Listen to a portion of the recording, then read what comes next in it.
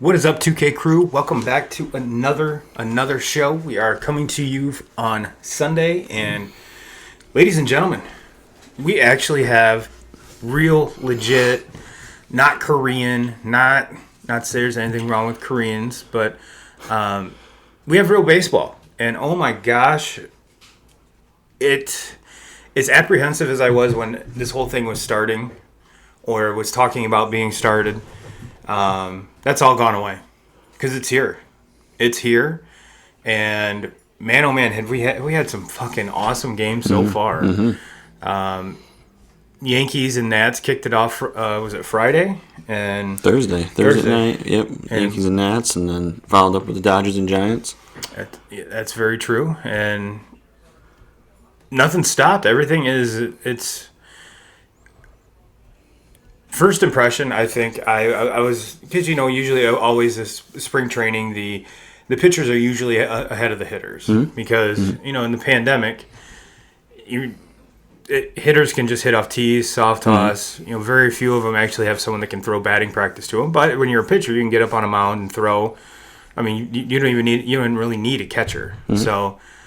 But I think it's either feast or famine. I mean, you got some teams like the Twins and the White Sox and the Yankees that are just hitting the fucking cover off the ball, and there's other teams that it's just the opposite. The pitchers are just taking over and running with it. We saw the Cubs opener. We obviously have a Cy Young Award winner in Hendricks already, according to all Cub fans anyway.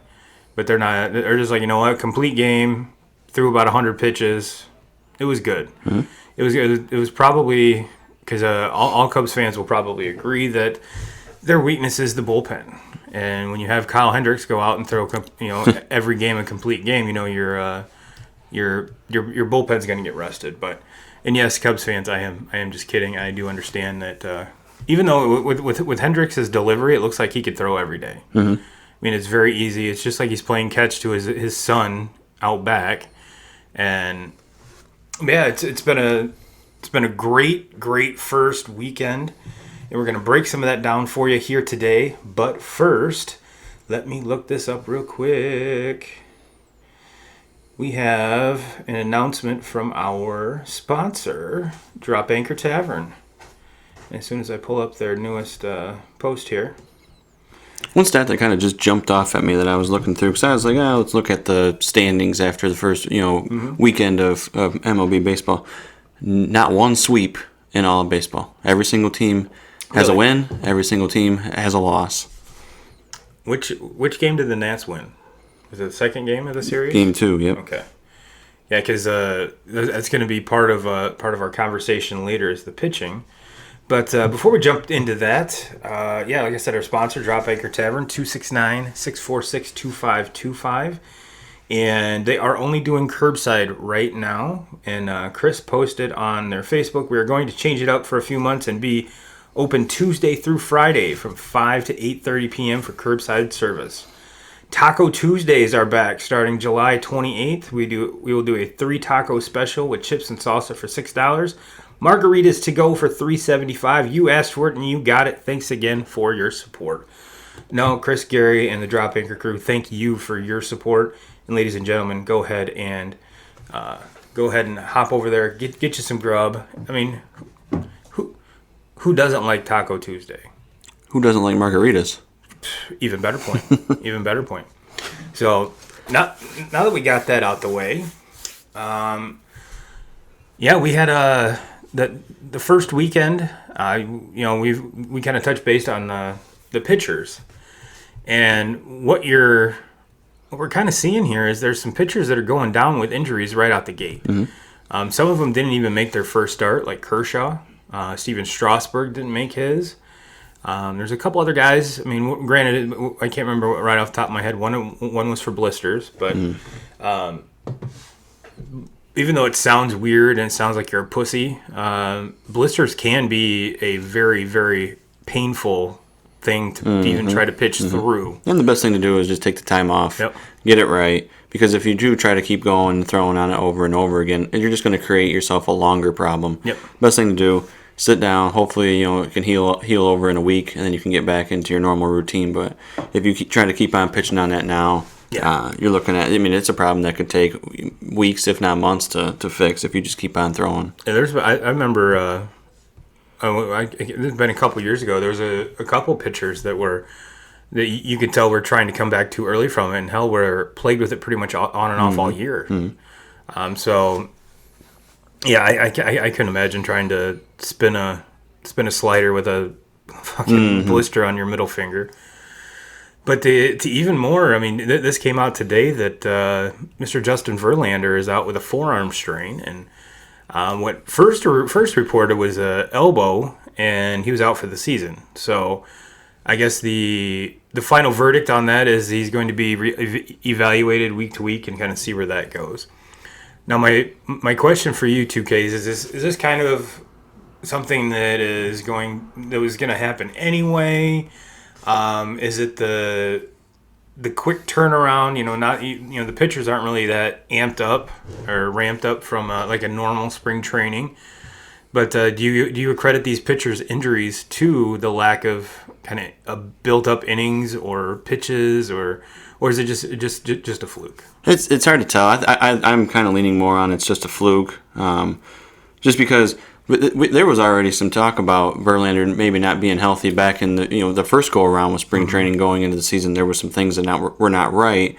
And I think they kind of took the approach like, let's give it time, let's take some time off, see if it, kind of heals up on its own. And obviously we're to this point now, and they came out and they're saying the same thing now is we're going to take a couple weeks off, we're going to see if it heals itself, and they're taking that approach on it.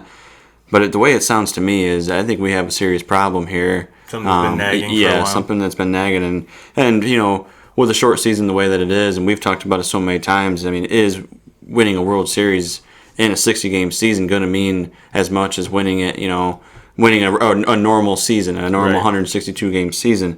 So if there's anything if there's any situation where, maybe something's not right, maybe this is the year to sit back. And I know the kind of, everybody that's been a Tigers fan over the years know the kind of warrior that Verlander is, and that Verlander's going to, he's going to throw through basically anything.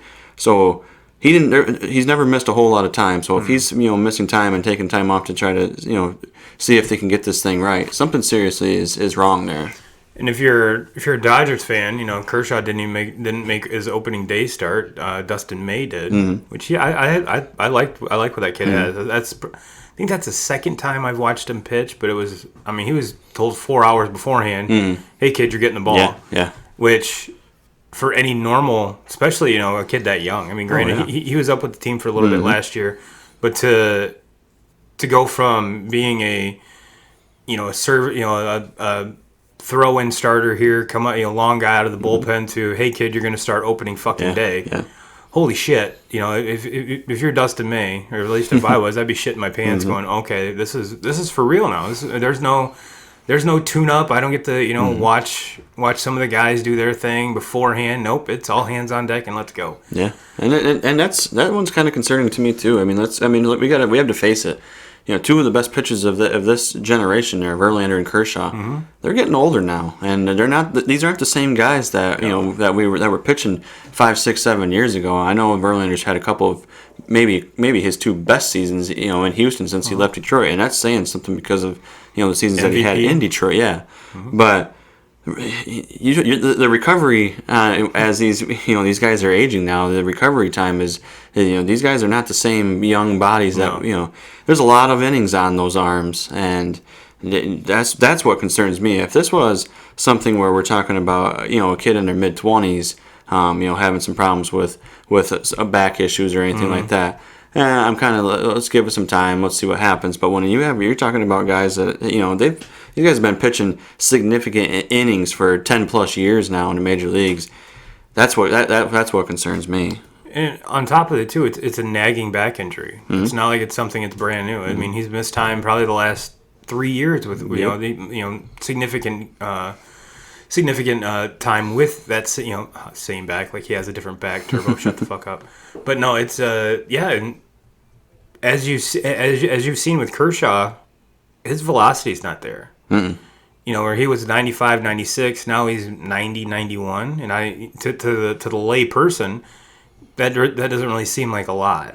But when you're talking about major league pitching, that's 4 or 5 miles an hour is That's a big quite deal. a big difference. Big deal. Quite a big difference. Now, is it something that's career ending? No, but you know, we've seen now that, I mean, Kershaw never really was that, you know, rear back and throw a patch to guy. You know, he's always been I think a lot of it has to do with his delivery. His windup is always, it's a little different. He hides the ball well. He's very deceptive. But Best breaking balls that Yes. we've ever seen. yes, that's where his stuff is just filthy. So he really did. He's not. Excuse me. Now Verlander on the other hand, he's always been a power pitcher, but he can. But he also, was one that when he was younger, yeah, he could power it. But these last few years, he hasn't necessarily been that power pitcher. He's been able to, he always had that kind of that 12-6, hammer curveball that he threw in his Tigers days. But then he had to kind of remodel his entire. Because teams started to pick up on him. You play in the same division for years and years, and you start seeing the same bats year after year. He had to change some things, and he developed a slider, and that's been a huge pitch for him, to be able to mix that in there. But yeah, going back to those days where Verlander was at his best in Detroit, I mean, shit, you would watch him for 5-6 innings throwing around 93, 94, and then somehow in the ninth inning, 115 pitches into the game, he's dialing it up to 99, sometimes triple digits. Yep. I mean, that's something very special that obviously not everyone walking the earth can do. That's just because how good he is. But no, to me it's concerning a little bit. I'm kind of in the middle. Like I'm not fully saying they're flukes, and I'm not fully saying it's because of the lack of spring training. I think it's a combination of both. And Obviously, too, you got to remember the dialing it up and being so close. I mean, we were only a couple weeks away from opening day, and then these pitchers are being stretched out to basically the max. They're getting ready to go at that point in spring training to being shut down and not doing anything because there at the beginning there wasn't a whole lot you could do. There was no. It wasn't like you could meet up with people and get your live pitching in and stuff like that for a while until the reins were taken back a little bit. So you basically did nothing there for a couple weeks, and then you had to dial it back up and pick it up again. So that is the one part where I would be a little bit concerning, and maybe you can blame that a little bit, but I don't know. These are professional athletes at the same time, so yeah, I mean, you would think so, but we've all seen the pictures of the dudes that came in a little heftier than what some folks were planning on, and I mean, Pablo Sandoval is always one of those dudes that comes in a little bit heavier than everyone expects, but no, I think it's cool that, I mean, we've seen. I've seen now one of the teams I have not watched yet, which I really, really want to watch, is obviously the Blue Jays because I'm a huge Bo Bichette fan. He's gotten off to a hot start. I think we've learned. I watched part of a White Sox game, and I guess we've been pronouncing Luis Roberts' last name wrong. Everyone was saying it was Robert, and the announcers are saying Robert, so I'm going to call him Robert from now on. Luis Robert. He went yard today. Oh, and Corey Kluber leaves game with shoulder tightness. So his one inning in his Rangers debut, and has to leave. That's yet another pitcher that has gone out. So let's hope it's not. You talk about a guy that just fell off fast. Yeah. I mean, he was winning Cy Youngs, and then next thing you know, injuries. Yep. Yeah, and it's unfortunate too, because just the competitor that he is, and the kind of the bulldog mentality, which everyone says about pitchers, but he has it. He has it, and Ohtani got knocked around. 5 earned runs without recording an out. So, which, I mean, it's his first start since 2018. Folks remember he had Tommy John. So, speaking of Tommy John, Mr. Fulmer is getting the ball in the home opener for the Tigers, so I'm super stoked to watch that. Very curious to see where he's at, see how they came out and said that they're going to use him kind of sparingly. Yeah, and I think that's the right thing to do. Yeah. Especially we have to remember that he's very young yet, and I thought that was kind of a major reason why he ended up with the injuries that he's ended up with so far in his young career is because I think that Detroit they over-pitched him at too young of an age, and that's what I keep on saying to all these people that are like, why the fuck's Casey Mize not there, and why is Matt Manning not there, and well, let's just hold the reins back a little bit, and I think that they kind of learned from some of the mistakes that they made with Fulmer. Let's hope so. And let's learn from that and not make those mistakes again, where we have a pitcher in his low to mid 20s getting Tommy John surgery and then also having knee problems, and I mean the list just goes on. There was a lot of red flags there, and there's so many questions of why was he still pitching? Why was he still and pitching through all those injuries led to elbow surgery. I mean, small things led up to the big thing. And I guess the only argument I would have with you on that is, especially when it comes to Casey Mize, is how to keep it fresh, how not to have him get bored. Because I mean, obviously the numbers and the way he pitched last year, even some of the simulated games and stuff I saw, he looks ready. Oh yeah, he does. And in a 60-game season, I would be shocked if we don't see him this year. At least, getting 4 or 5 starts this year. That's what I that's what I can imagine right now. Is I think we're going to see somewhere around 4 or 5 starts throughout the season. Probably for each one of the guys that you just listed. Yeah. Yep. And because it's not going to hurt. I mean, especially with the I guess overflow camp, if you want to call it that. And was it 40 dudes they can have on that? Yep. So, and you can make moves in between the regular club and that anytime you want. Yep. So I don't see why, especially if you are the Tigers or a team like the Tigers where they're rebuilding and they just want to see what they have. Fuck, why not? Why not? Yep. And a team that is not in where the Tigers are is, man, the Twins and the White Sox. That, granted, it's only 3 games, but it is like watching 2 heavyweights just pound the shit out of each other. And that is exactly what it is. I mean, those are 2 of the best offenses in the game. Right. And unfortunately for this opening season or opening series of the season, we didn't get to see both teams do it at the same time. Game 1, Minnesota kind of goes off. I think they put up 10 or 11 runs. Game 2, it's the other way around. The White Sox put up double-digit runs. And then today, same thing, back to the Minnesota. And so, and I think all 3 games were like, there was a 5 or 6 run at least differential, in the score. So that's the only unfortunate thing to me is, I mean, those are 2, at the end of the season, those are going to be 2 of the best offenses in the game. The question is, can they pitch it? Are they going to be able to pitch it? And in this series, I mean, you're facing 2 of the better offenses, so it's obviously pitching is going to be challenged, but man, it would have been really exciting to at least see one of those games where both teams just go off and we see like a 14-13 game. Yeah, the first game, Giolito kind of got lit up in the first inning or 2, but he settled down. And kind of calmed things down. But then game 2, Keuchel looked really good. Almost like Keuchel of old. And now, the perfect comparison is just to him and Mark Burley. I mean, they both lefties, both innings eaters. They're not going to blow you away with fastballs. They're going to nip at the corners all fucking day. And if they're getting the calls, it's going to be a long, long day for the other offense. So. Yeah, that's one of the things that, when we broke down the divisions that we thought that was going to be a linchpin for the White Sox is how Keuchel pitches. He's always been a very good clubhouse guy. So that goes without saying. It's just how, because he last year didn't have such a great year.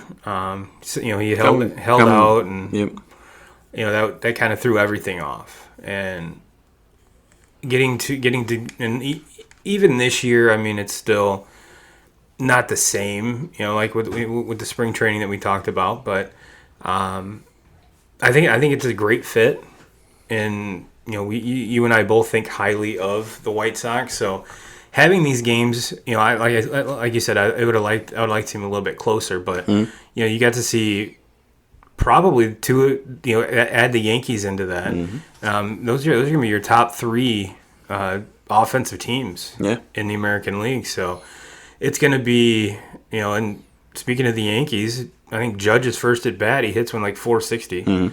So he's been on a tear. Stanton, I think Stanton hit one last night. I think that was like 481 or something like that. Was what they're calling it. Longest one in Statcast history. Yeah. And but if him and Stanton can stay healthy all year, man, that's gonna be it's gonna be tough. It's gonna be tough. And like with the Yankees and with the Twins, I think there's a little bit more proven, power there. A little bit.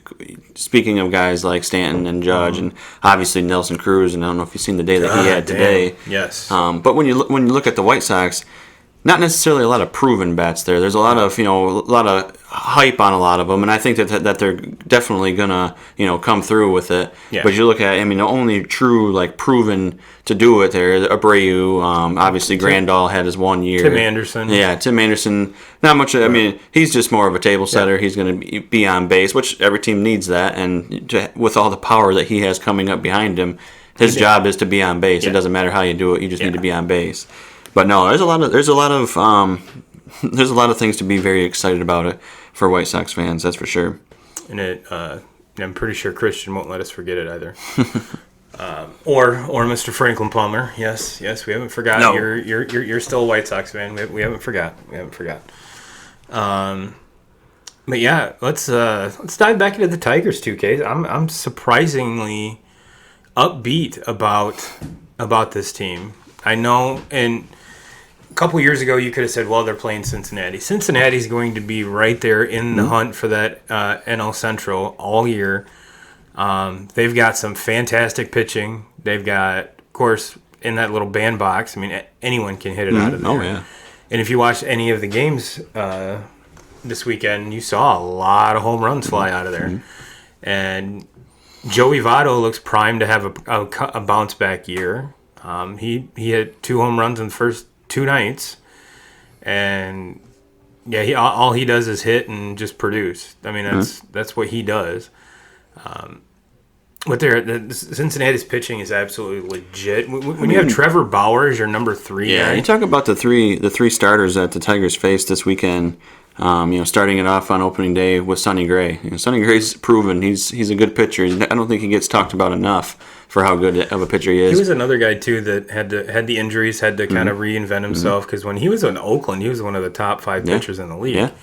And then injuries kind of bogged him down a little bit. He bounced around, went to the Yankees, and now he's found a home now. Some of those best playoff series that I've watched, especially going back to the good Tiger days. When Verlander facing Sonny Gray in that playoff series, Tigers against Oakland, those are some of the best games I've ever watched, and he faced him twice in the same series. But yeah, I don't think Sonny Gray gets enough credit for how good of a pitcher he really is, and then followed up on day 2 with Luis Hernandez. That kid is filthy.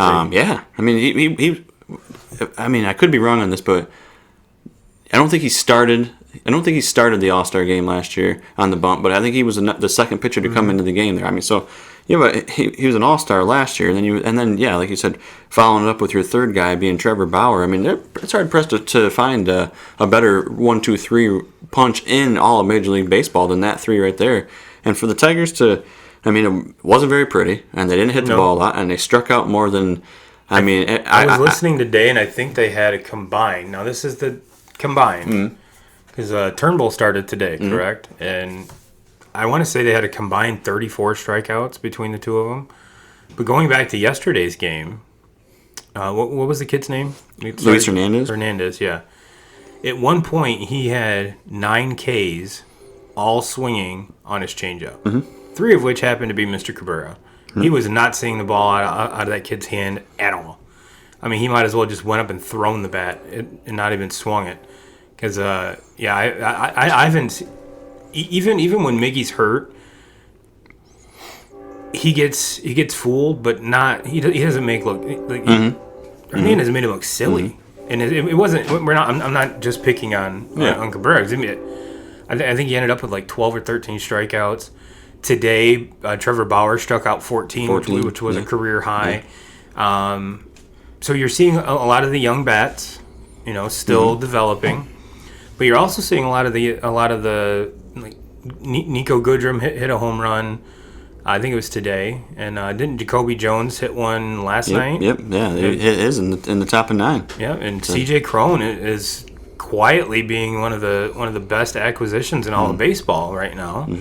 I mean, he's definitely treating the Detroit fans very, very well with his signing there. So he opening day, the only run that they got was a solo home run from him, and he hit another one today. Yep. So yeah, and getting back to Cincinnati, we just touched on their starting rotation and being very, very good, but and then their lineup being so much improved. I mean, you add Castellanos into that, and Moustakas. You have Moustakas in that, and to go with Suarez, Suarez was probably top 3 or 4 for MVP last year. Yeah, I mean 35 at least home runs last year. I mean 45. Yeah, something crazy like that. So then you add Castellanos and to that, and Moustakas to that, and Votto's already there. I mean the lineup is there, but I think what was exposed a little bit is that bullpen, especially that back end of that bullpen. Yeah. You talk about Lorenzen being their setup man, and he gives up the home run after Cabrera has 3 strikeouts in game 2. He had some of the coolest cleats on. Yes. They look like the Vans metal spikes. I was like, you know what? All right, is this guy going to go do a real grinding kickflip after the game or what? But yeah, it was a great series. But Lorenzen gives up the home run to Miggy after Miggy having 3 strikeouts going into that bag, gives up the home run to him, and then it's followed up with Jacoby Jones hitting a home run off of Iglesias, who was their supposedly closer, and so I mean obviously they have some holes there. And then you go into today's game and Cron hits his home run in the 9th off Lorenzen again. So that, to me, that's something that if Cincinnati's going to be able to compete with some of these other teams in the National League, they have it with the starting pitching and they have it with the lineup. But the bullpen, especially the back end of the bullpen, is going to have to be addressed. Yeah, and it's it's going to be different with this year and the trade deadline, because if you're now we last week we did our picks, and then the MLB came out and totally blew us away, but you know what? Let's just take your content and just shit all over it, because here's the new playoff format. So it seems like there's going to be 16 teams rather than 12 or something like that. And have they come out and said when the trade deadline is going to be? Because normally that is August, I think. Oh, so it's going to be basically moved back a month, because normally it's the end of July. Yeah, it's the end of August. And if you are a team in the race and you're looking for a dude, and how much are you going to give up? Yeah, because you're only going to get him for 20 games, 25 games, somewhere in there. Instead of, I mean, granted, most of the time you're trading for a month, and it's pretty much the same month. But I don't know. It just and there's 2 ways to go to that, to look at that too, because there's going to be more teams in the playoffs, so you have more opportunities to get to this spot. And Washington Nationals proved it to us last year. All you got to do is get there. Yeah, you just got to get there, and you got to play. You got to play your best baseball and get hot at the right time. So that's where I get the point of. I mean, do we want to get rid of this? Do we want to get rid of somebody like Cleveland's going to be in the situation? Do we want to get rid of Francisco Lindor? What are we going to be able to get for him? Are we going to be able to get much for him? I don't know if teams are really going to be willing to give up a whole lot for him, because you are only getting him for 20 games. And the way that we've kind of have seen this play out here, at least in recent years, in the last 2 or 3 years, is teams aren't necessarily willing to give up those top end prospects anymore, because they've. If you do your research and you look back on some of these big trades where you're pulling, you're pulling one name, but you're giving up 3, future stars, and a lot of these guys are starting to pan out, and we're starting to see those future stars that were given away at the deadline that are all of a sudden are today's favorites to win the MVP and some of the best players in the league and are starting in the All-Star game. And I think that teams have kind of gotten smart to that, is we're not necessarily trying to buy championships anymore. And baseball went through that era where Teams were just trying to buy their World Series Look at ring every year. 2016 with the Cubs. Mm-hmm. You know, The year before that with the Royals, 2015. I mean, they did the same thing. I mean, the Cubs kind of mortgaged a lot on Chapman, and gets him through it. Gets him the World Series ring, and next thing you know, he's signing with the Yankees again. Yeah. So and that was part of the that was the Gleyber Torres. Yeah, that's what they gave up for it. Yeah, and now granted, you look at the Cubs infield. I mean, the Cubs infield is about as solid as you can get. They take Gleyber Torres over any of them, though, probably. I was just going to say, would you have Gleyber or Nico Horner? I'd rather have Gleyber. I'd rather have Gleyber than Javi Baez. I said it. Really? I said it. I said it. The bat I could see. The bat I could see. He's fucking 4 or 5 years younger than him. Mm-hmm. So in 4 or 5 years, I would say Gleyber's going to be way above Baez. Okay, so he might not be able to no look tag. That's it. Baez gets so much credit for him being flashy, but he's in all reality, he's probably the fifth, sixth best shortstop in the league. Fuck off, Cub fans. But no, you're right. It's especially with the youth movement of today. You know, your clubs aren't looking to move their top prospects. Mm-hmm. Even look at the Mookie Betts trade. You know, look at every amazing star that the LA Dodgers have that's coming up. Mm-hmm. Granted, we got Verdugo. I mean, that was the main piece in that trade. But you look at any other dudes that are coming up or that have gone up, and excuse me, you know, it probably I would say that Verdugo might have been the fourth or fifth player that the Red Sox would have wanted from that farm system. Mm. And it's everything's going younger. So yeah, it's going to be an interesting trade deadline because A, the timing, B, how many teams are actually in the playoffs now, and C, how much value how are teams going to value players. Now I do think that there will be movement. I think that you will see some bullpens bolstered. Easier moves like that. Do I expect a player like Frankie Lindor to be traded before the trade deadline? Absolutely not. It's just too big of a deal, or would require too much right now. Mm-hmm. I think if the Indians are serious, and far be it from anyone just going, all right, here's exactly what you want for him. Well, they're going to listen. They're going to listen. Yeah. They would be stupid not to, because obviously they have proven that they're not going to pay the money that Lindor wants and that Lindor deserves. They're not going to do it. So they'd be stupid not to listen. And hey, if there's a team like the Yankees, because they do this shit every year, right? You know, if the Yankees feel like they have a shot, which they're going to be there, they're going to have that opportunity to do it. Let's be honest, there is a little bit of a hole there in the infield, and I'm not saying that it's Gleyber, but no. You could slide Gleyber somewhere else, because obviously Frankie's going to play shortstop. He's the best shortstop in the league, but there is a little bit of a because right now we don't know if LeMahieu is completely healthy, right? And then you got Urshela over at third, who kind of came out of nowhere last year, but if you have the opportunity to bring in Frankie Lindor, you're gonna fucking do it. Well, it goes back to the Yankees bringing over A-Rod, signing A-Rod. Well, you already got a shortstop in Derek Jeter.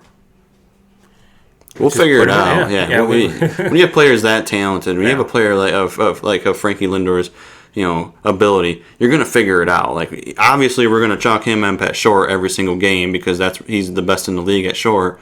But we'll find out where we're gonna put everybody else in, and as long as if you can hit, that's how you're gonna find your way on the field, especially on that team. Yeah, and let's be honest. If you have the arm to play short, you have the arm to play third. Mm-hmm. It's just getting acclimated. There's an obvious hole there at first base in New York. I mean, there has not been a consistent first baseman there for years. You can slide any of those guys. I don't think that LeMahieu was one of the best hitters in all of baseball last year. He can play first base. He did last year too. So, yep.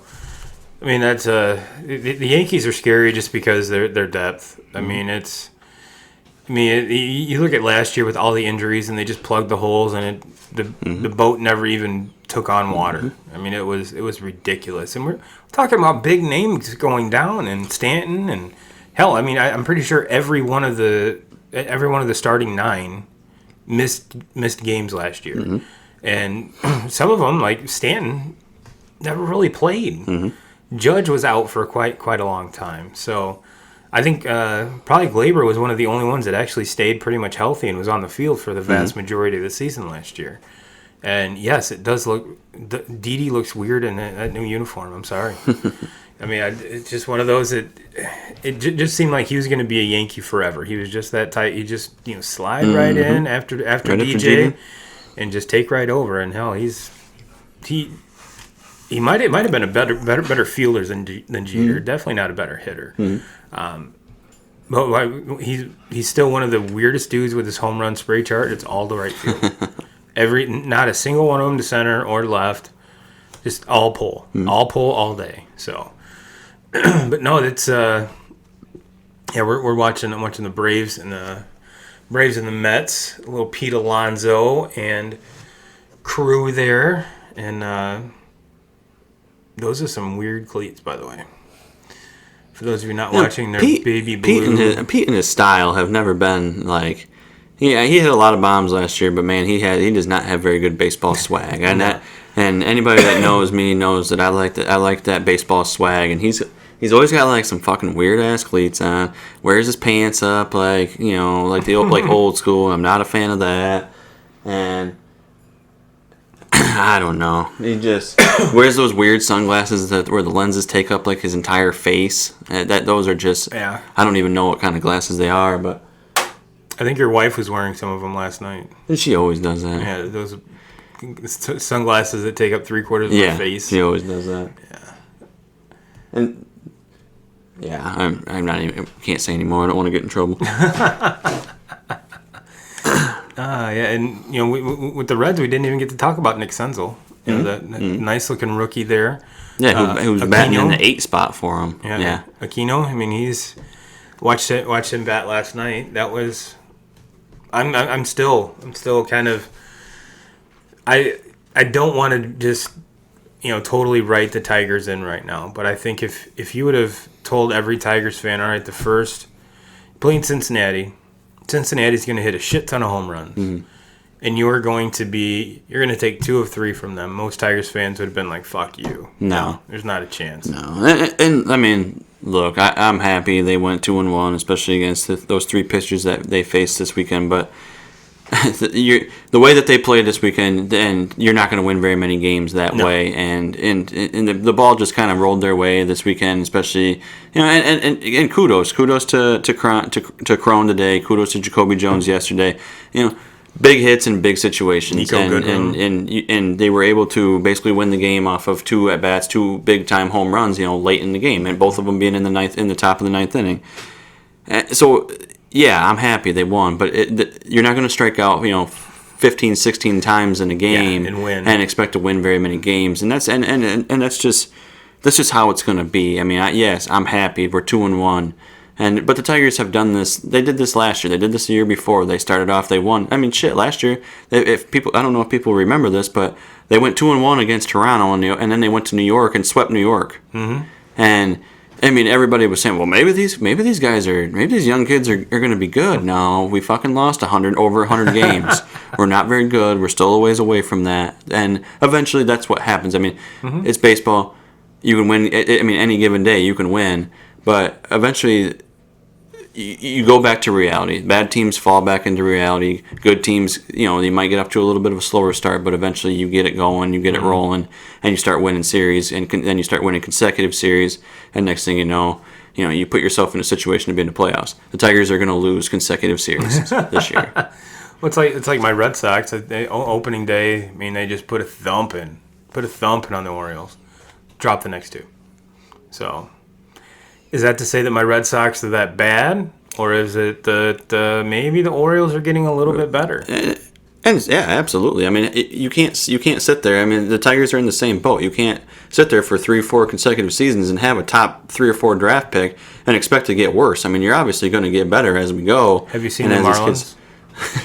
That's just because they keep getting rid of everything that they get. Yeah. For like a Jeter just keeps on sending all of his best prospects to the Yankees. That's true. Yeah, that's true. for like a cooler of Gatorade and some towels. Yeah, and like 4 hot dogs. Not even a player to be named later. No. All right, DJ, can you throw in a bag of Big League Chew? Yep. All right, cool. Deal done. Here is Giancarlo Stanton. But no, I'm still now. Some of the rule changes that have come into play here. When you bring in a relief pitcher, he has to pitch to at least 3 batters or to the end of the inning. Found out today that if he does, like in the, I want to say it was the Tigers game. No, it was the Cubs game today I was watching. They bring in a reliever, pitches to 1 batter, inning over. And maybe 4 or 5 pitches, double play out of the inning. So at that point, Rossi can start somebody different. Somebody different. However, if the pitcher's name his last name is Ryan, so if Ryan goes back out to work the top of the other inning, he still has to face 2 more batters. So we're seeing this. Every pitcher has to face at least 3 batters. Stop the one-on-one matchups, and we're seeing 4 and 5 pitching changes in an inning, and it's driving you absolutely fucking nuts. I still hate I hate the fucking rule. I hate it. I can't. I do too. When they start changing the integrity of the game, I just do not. I just can't jump on board with that. Now, that being said, you can see it. You can see where offenses and managers are managing things a little bit differently. And by saying that, I mean you're not going to see like where your teams are going to have 3 left-handed batters batting consecutive in the lineups. Right. They're going to try to stagger them with those. And that's the smart thing to do is to stagger it where you're going righty lefty, or trying to do that as much as you possibly can in your lineup. I get it. You're not every team is fortunate enough like to be the fucking Dodgers where you have 4 left-handed batters and 5 right-handed batters in your fucking lineup, and you can just stagger them because all of them are 2 switch hitters. Yeah, all of them are stud hitters, and they got 7 all-stars and they're starting 9. Fuck you, Dodgers. So that's you don't want to do that because obviously if you have 3 left-handed batters batting one after the other, that just sets right up into the other team's hands where they can use their left-handed specialist to face all 3 of your left-handed batters in that inning. So yep. And I another rule changes, and that's something that I haven't seen yet. I haven't seen an extra innings game yet. I did see that happen. I think it was last night in the Cleveland game because I see that Clevenger was bitching about that today. How he doesn't like the rule. Obviously, the game didn't go in Cleveland's favor, must be, and that's why he upset. I mean, I get it. I don't like it either. I don't like it any. I don't like it any more than the other guy. But it is what it is. Stop bitching about it, and I think that's some Clevenger and Bauer. I mean, look, I get it. I applaud Bauer for being pretty vocal throughout this thing. But at the same time, man. Now it's time to shut the fuck up. Everybody just needs to shut the fuck up and go play. These are the rules changes. This is what happened. Now, I mean, you guys have bitched about it. You've let it know. Now all you can do is just play now. I mean, so. And ladies and gentlemen, what we're talking about is extra innings. There's a runner that starts on second base. I hate it, but I understand why they're doing it. Shortened season, shorter schedule. The last thing you want to do is go 18 innings, but you can make the argument that you got these 40 dudes just chilling that you could come, swap players in and out. But I don't think that's what it's supposed to be used for. You still want your top guys, and trying to keep these guys from going 18 innings, and then the very next day, 8 hours later, you're starting another game. When they're trying to compress this many games into this small of a schedule, I can understand why they want this shit to wrap up in a 10 or 11 innings. No, absolutely. So I understand why they're doing it. This will be the only year that they do it. I guarantee it. Yeah. And they do it in the minors. Yeah. I mean, so it's not like. and that's a rule change that I actually I'm not for all these rule changes. I've been pretty vocal about all that, but. That's actually a rule change that I can kind of jump on board with. I get it. I actually understand that one. The 3-pitcher rule is fucking retarded. Yep. I mean, there's nothing else to be said about it. And, now they got rules against fucking mound visits. They got rules against throwing it around the horn. Like, this shit's just getting out of hand. But the whole, throw a runner on second, I get that. I get it. And now, I mean, obviously, if you've watched any amount of baseball, you've seen that there's no pitchers batting, full time DH. I think it's gonna be there to stay. Unfortunately, I mean, I like to think of myself as a purist. I like the National League way of playing better, but I have a feeling that there is no way that since it's here, that I think the Players Association is going to be all for this. Get one more guy on a team, a bigger contract. Your players, your pitchers that you're investing a shit ton of money in to throw the ball, they don't need to get hurt running the bases. I get that. Does it suck? Yeah, I want to. Usually, pitchers are some of the best athletes on the field.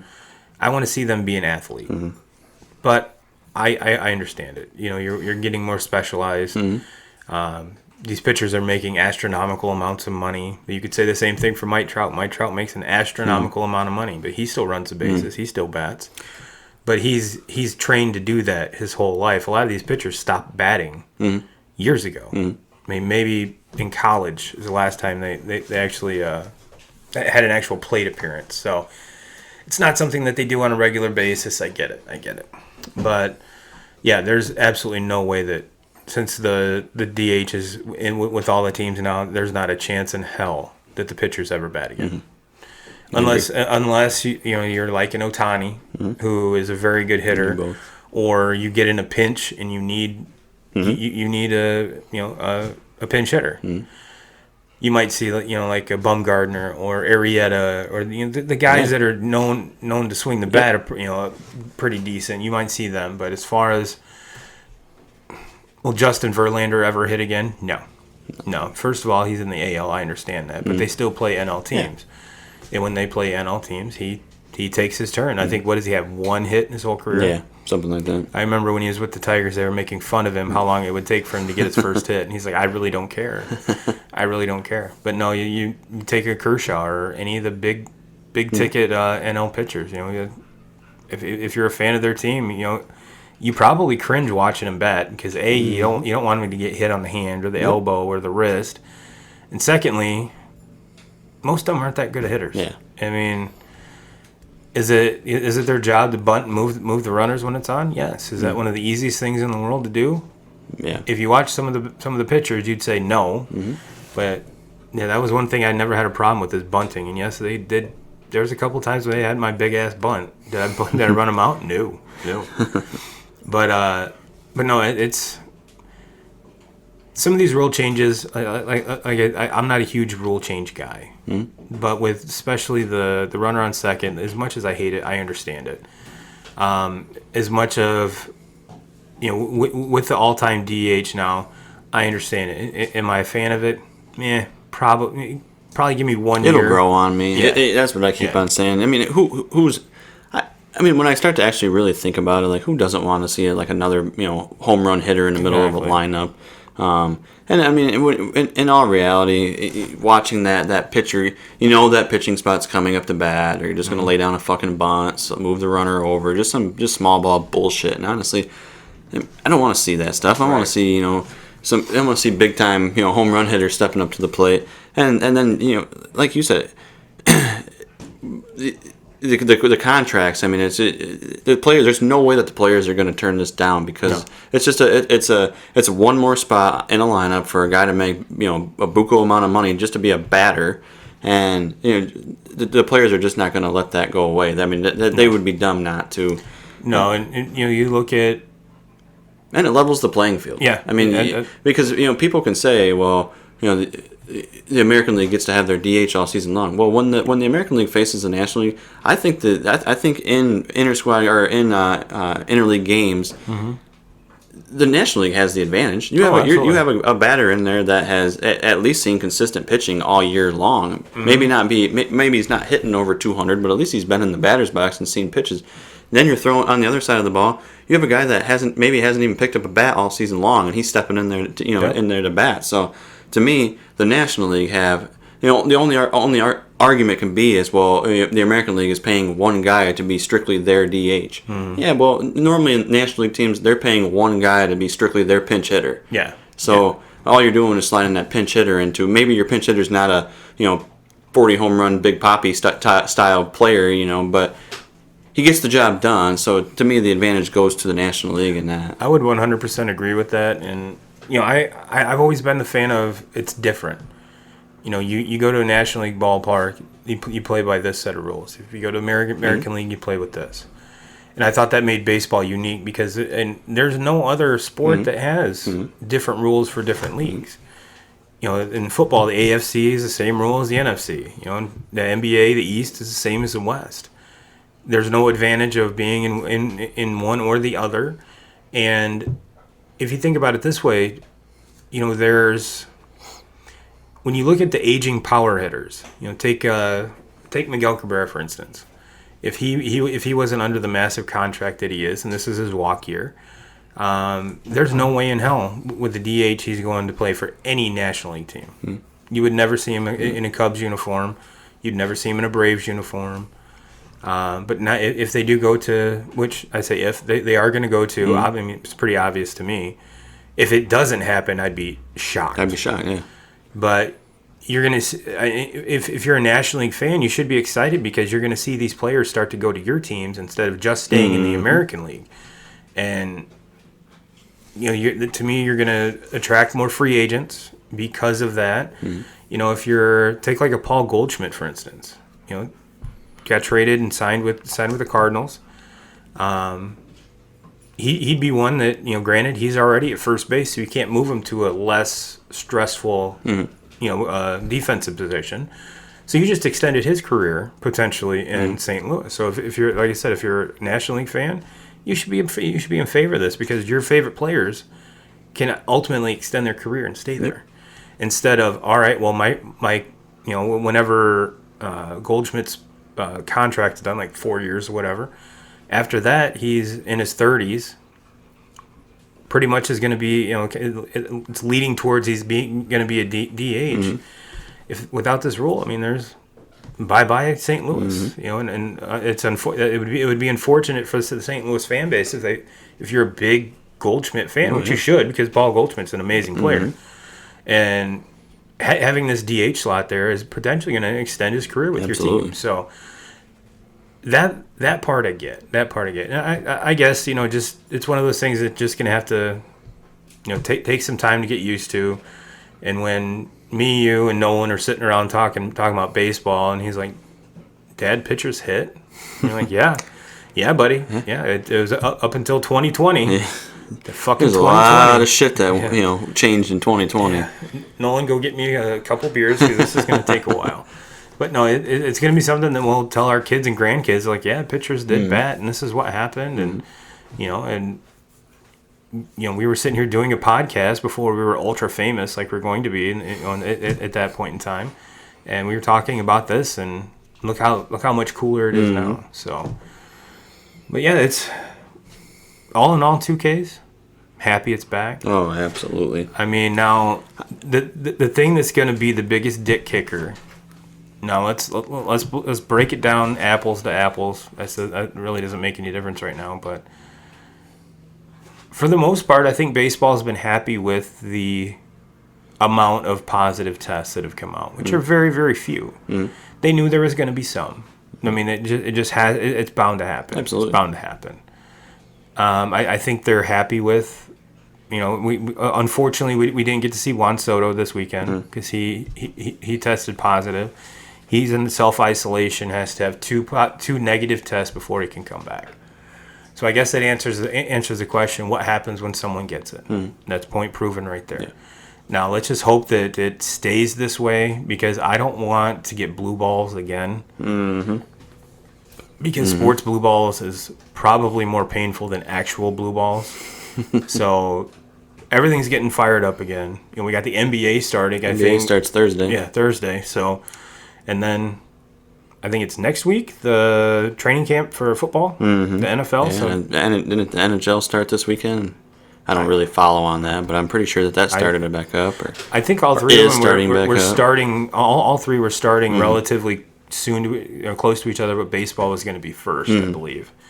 So let's continue the positive support for the tests being very, very low. Everyone stay safe because I want to watch this whole rest of the season because now that it's here, I don't have to be the Debbie Downer. I don't have to be the negative Nancy. We can just talk about what we're watching and enjoy every minute of it. And let's see where it takes us. And then we got football. Yeah. We got football. So I'm just excited. First of all, we have content. We have something to talk about. Absolutely. It's not theoretical. Yeah. It's not what do we think. It's not where do we see this. It's actual fucking tangible baseball. So I'm happy. I was thinking the same thing all weekend long.